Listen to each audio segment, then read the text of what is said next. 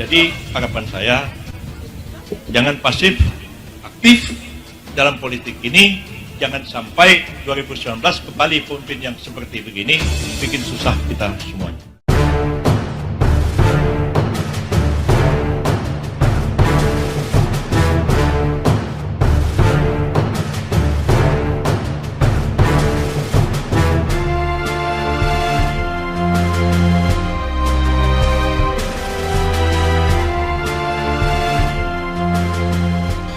Halo kawan-kawan, selamat pagi. Assalamualaikum warahmatullahi wabarakatuh. Berjumpa kembali dengan Enjoy Channel.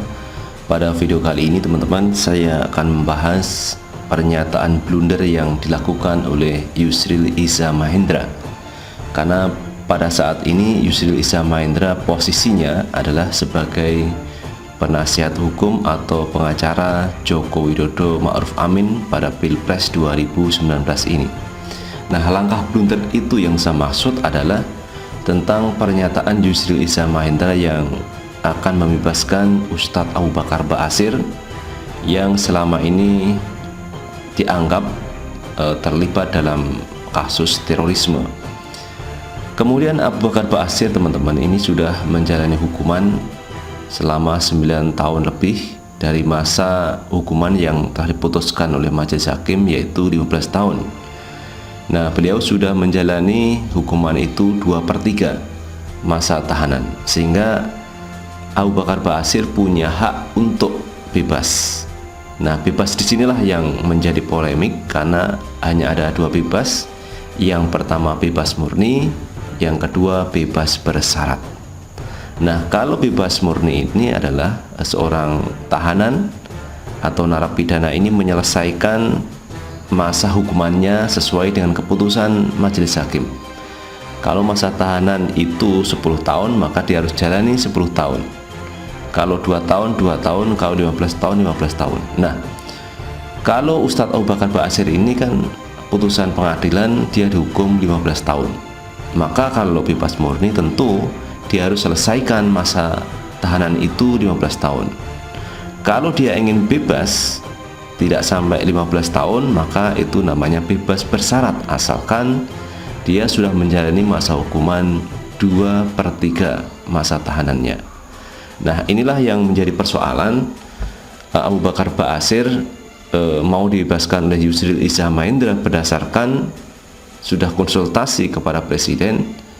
Dia bebas tanpa syarat, jadi tidak ada syarat karena alasan beliau sudah umur tua, sudah usia 81 tahun, kemudian beliau sering sakit-sakitan, dan alasan kemanusiaan.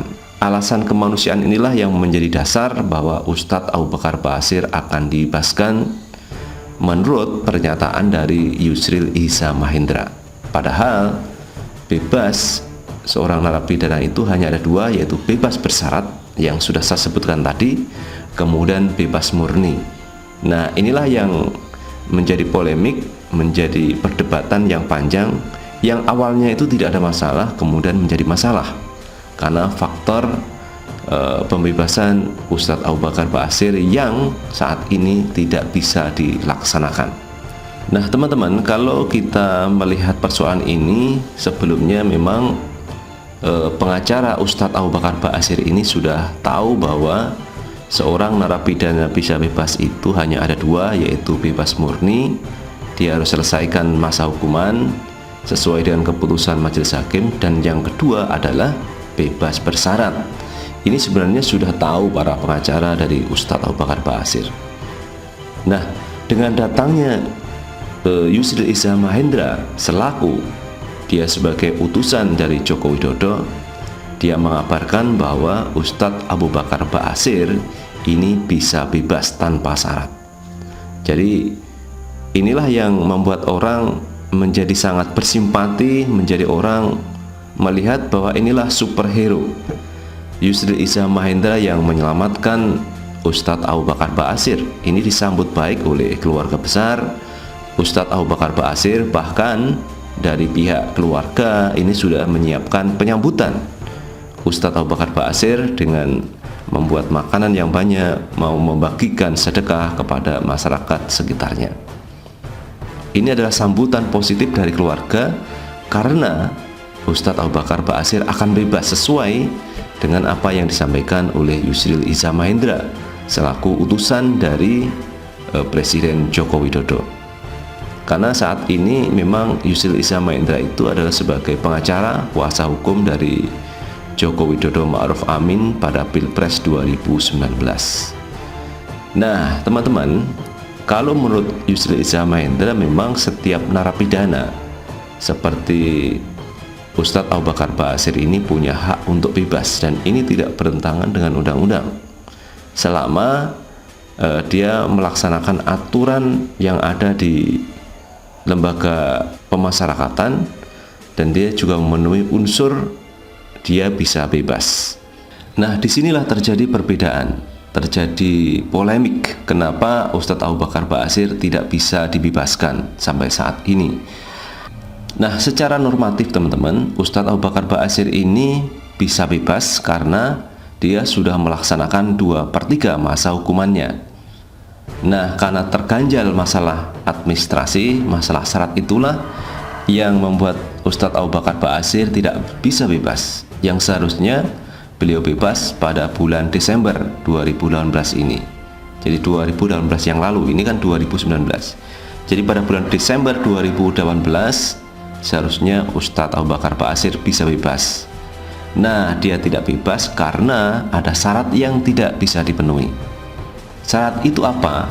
Syaratnya adalah Ustadz Abu Bakar Ba'asyir harus menandatangani surat pernyataan taat kepada negara dan setia kepada Pancasila.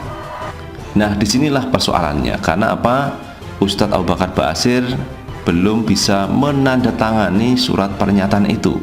Jadi 2 surat pernyataan, yaitu taat kepada negara karena dia sebagai warga negara, yang kedua adalah setia kepada Pancasila. Karena ketika diwawancarai oleh Yusril Iza Mahendra, kenapa Ustadz tidak mau tanda tangan terhadap ketaatan kepada negara dan setia kepada Pancasila? Jawabnya Ustadz Abu Bakar Ba'asyir, dia hanya taat kepada Allah dan setia kepada Islam.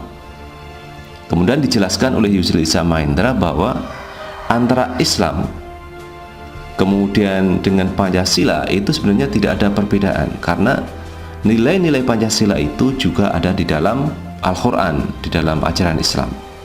Jadi memang dua-duanya tidak ada pertentangan.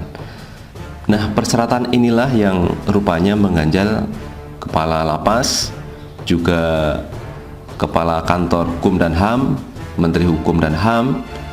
Ini agak mengganjal. Kenapa? Karena syarat yang diajukan ini tidak bisa dipenuhi oleh Ustadz Abu Bakar Ba'asyir. Nah, kalau seperti ini, kata Yusril, solusinya adalah kepada Presiden. Presiden bisa mengambil kebijakan, bisa mengambil keputusan, bisa menyampingkan aturan-aturan seperti itu. Karena alasan tadi, alasan kemanusiaan. Karena umurnya sudah 81 tahun, sudah tua, kemudian sering sakit-sakitan. Inilah yang menjadi dasar pembebasan Ustadz Abu Bakar Ba'asyir. Dan di berbagai kesempatan Jokowi juga mengatakan bahwa pembebasan Ustadz Abu Bakar Ba'asyir sudah dibicarakan sejak lama. Karena beliau sudah tua, sudah uzur, sering sakit-sakitan, itulah yang menjadi dasar kemanusiaan. Jadi ada unsur kemanusiaannya sini, maka Ustadz Abu Bakar Ba'asyir bisa dibebaskan. Ini menurut Jokowi. Nah, kabar gembira ini tentu disambut keluarga, tetapi sampai saat ini terjadi polemik yang membuat Ustadz Abu Bakar Ba'asyir tidak bisa dibebaskan. Kalau kita ingat pernyataan dari Menteri Hukum dan HAM mengatakan bahwa tidak mudah barang ini dibebaskan. Jadi barang ini tidak mudah dibebaskan. Apalagi Wiranto juga mengatakan harus memenuhi syarat seorang narapidana itu harus dibebaskan. Syarat itu adalah sangat penting yang harus ditandatangani oleh seorang narapidana, yaitu taat kepada negara dan setia kepada Pancasila. Itu pernyataan-pernyataan dari Wiranto, kemudian Menteri Hukum dan HAM, kemudian dari Jokowi. Nah, saat inilah posisi Yusril Iza Mahendra terpojok. Kenapa terpojok? Karena sebelumnya dia sudah mengabarkan kepada Ustadz Abu Bakar Ba'asyir akan bebas dalam 3 hari ini. Dalam 3 hari Anda bebas, tidak ada syarat-syaratnya. Jadi bebas tanpa syarat. Itu pernyataan dari Yusril Izzah Mahendra. Padahal menurut Yusril dia sudah konsultasi kepada Presiden sudah setuju tentang pembebasan Ustadz Abu Bakar Ba'asyir. Tetapi sekarang timbul persoalan, Ustadz Abu Bakar Ba'asyir bisa bebas kalau dia memenuhi syarat. Apa yang disampaikan oleh Jokowi, Wiranto, Menteri Hukum dan HAM sangat berbeda dengan pernyataan yang disampaikan oleh Yusril Izzah Mahendra.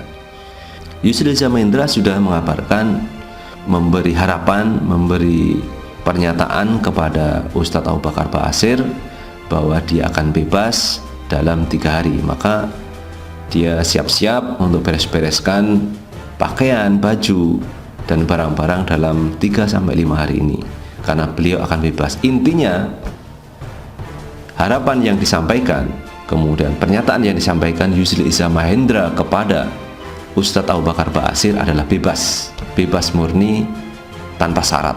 Itu yang disampaikan oleh Yusril Izzah Mahendra. Belakangan pernyataan Yusril Izzah Mahendra ini dibantah oleh Menteri Hukum, Menkumham, kemudian Jokowi, kemudian Mahfud MD. Apa yang disampaikan Yusril Izzah Mahendra itu adalah tidak benar secara hukum, secara peraturan juga salah.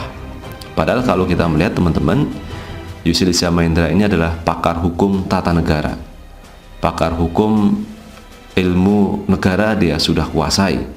Dia juga pernah menjadi Menteri Hukum dan HAM. Tentu sudah paham aturan-aturan bagaimana seorang narapidana itu bisa dibebaskan. Tetapi nyatanya seperti ini. Artinya ini melukai keluarga Ustadz Abu Bakar Ba'asyir, melukai para pendukungnya yang sudah siap-siap menyambut kedatangan Ustadz Abu Bakar Ba'asyir keluar dari penjara.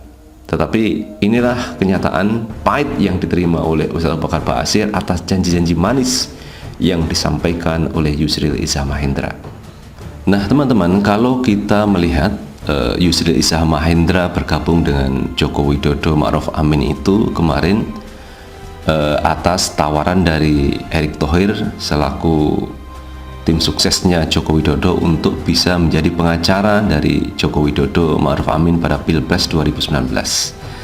Nah, ketika Yusril Izzah Mahendra menyetujui tawaran dari Erick Thohir, itulah timbul persoalan yang ada di Partai Bulan Bintang.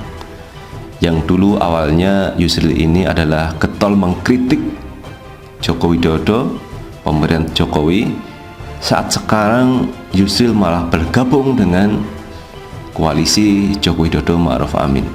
Inilah yang timbul pergolakan juga di Partai Bulan Bintang, karena terbelahlah Partai Bulan Bintang, yang satu mendukung Prabowo Subianto, yang sebelah mendukung Joko Widodo. Karena apa? Kepalanya itu kan Yusril Izzah Mahendra, otomatis badan dan ekornya ini harus mengikut kepada Yusril Izzah Mahendra, keputusan Yusril Izzah Mahendra untuk bergabung dengan Joko Widodo Ma'ruf Amin. Nah, terjadinya polemik di tubuh Partai Bulan Bintang karena MS Ka'ban misalkan dia mendukung Prabowo Subianto Sandiaga Uno, sementara Yusril mendukung Jokowi Ma'ruf Amin. Tentu di dalam partai itu terjadi pergolakan. Nah, ketika terjadi pergolakan itulah yang dulu awalnya Partai Bulan Bintang ini dianggap oposisi yang baik, moncer mengeluarkan ide-idenya, mengkritik pemerintah sudah bagus, tetapi sekarang malah bergabung dengan pemerintah. Jadi pernyataan dulu mengkritik sekarang menjadi tim koalisinya ini adalah sesuatu yang antagonis. Dalam berbagai kesempatan kritikan Yusril kepada Jokowi juga cukup pedas, tetapi sekarang malah pernyataan itu dikesampingkan dan dia malah bergabung dengan Joko Widodo Ma'ruf Amin pada Pilpres 2019 ini. Nah, inilah orang menjadi tidak apresiatif, orang tidak simpati kepada Yusril Izzah Mahendra. Pada akhirnya kemungkinan ya para caleg-calegnya ini yang harus berjuang keras untuk meyakinkan masyarakat terhadap visi misi dari Partai Bulan Bintang, terhadap langkah-langkah yang diambil oleh Yusril Izzah Mahendra. Nah, kemudian pernyataan Yusril Izzah Mahendra menjadi blunder ketika dia mengatakan bahwa Ustadz Abu Bakar Ba'asyir akan bebas dalam 3 hari ini tanpa syarat. Nah, kemudian dikantar balik oleh tim TKN, kemudian dari Jokowi sendiri, kemudian dari Mahfud MD juga menyatakan bahwa tidak sepakat dengan pernyataan Yusril Iza Mahendra. Tidak ada alasan seorang narapidana itu bebas tanpa syarat. Kalau dia mau bebas harus dengan syarat. Nah, inilah yang menjadi blunder dari pernyataan Yusril Iza Mahendra. Nah, sekarang apakah Yusril Iza Mahendra tetap bertahan di tim TKN atau kembali sebagai oposisi mendukung Prabowo Subianto Sandiaga Uno? Ini tergantung kepada Yusril Iza Mahendra. Tetapi pernyataan terakhir dari Yusril Iza Mahendra mengatakan tugas saya sudah selesai. Nah, tugas selesai yang dimaksud Yusril Iza Mahendra ini menimbulkan 2 pertanyaan. Apakah tugas selesai itu mengurus pembebasan Ustadz Abu Bakar Ba'asyir yang gagal, atau tugas sebagai penasihat hukum pengacaranya itu sudah selesai? Nah, kalau begitu teman-teman, kita tinggal menunggu kabar dari Yusril Iza Mahendra apakah tetap pada koalisi Joko Widodo Ma'ruf Amin atau keluar dari koalisi Joko Widodo Ma'ruf Amin. Kita tunggu kabar berikutnya. Itulah teman-teman pembahasan tentang pernyataan-pernyataan dari Yusril Iza Mahendra terkait dengan pembebasan Ustadz Abu Bakar Ba'asyir. Dan sekali lagi teman-teman, jangan lupa tetap like, subscribe, dan komen di channel ini agar kita bisa membangun channel ini menjadi lebih baik lagi. Sukses selalu. Assalamualaikum warahmatullahi wabarakatuh.